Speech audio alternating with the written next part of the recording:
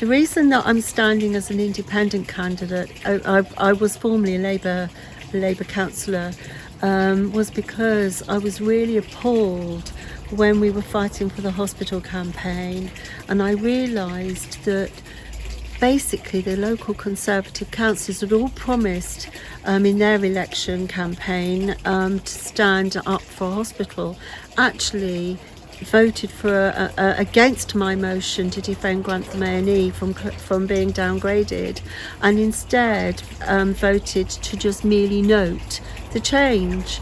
That undermined any possibility of future campaigning, calling perhaps for judicial review, because it's quite critical. Although they're not a decision maker, they are a consultee. And I realised that the underpinning issue was that the local Conservative councillors were far more worried about how their party might look if a member of the opposition actually put forward a motion than actually the impact the downgrade of the A&E would have on our local community. And that to me was just absolutely outrageous.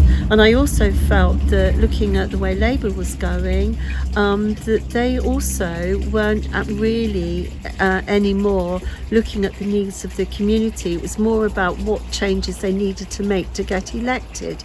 And to me, that's just not good enough. You have to have values. And I was really impressed by the fact that as an independent councillor, I can work with everyone, because it's not about party politics. It's actually about looking at what's the best solution for our community. And I might take an idea from one party and say, actually no, that's actually a good idea. I don't care who it comes from. What I care about is that a good idea? And equally, I'm prepared to work with all of the parties if I think that it's necessary to get through perhaps suggestions or ideas I have or what my community need.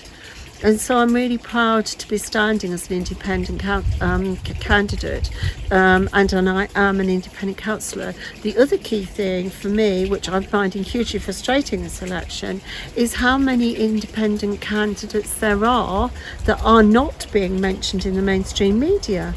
There's over 500 independent candidates standing, and that's because in the last election, in fact, across the country, independents took councillor seats, and between the independents and the Greens, we actually were the second highest number of seats.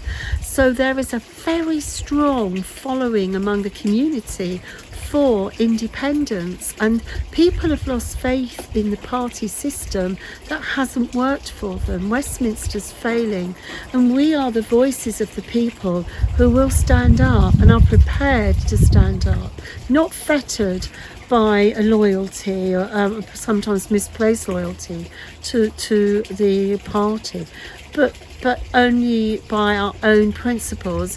And we are wedded to the Nolan principles of good governance, and that's by which we stand.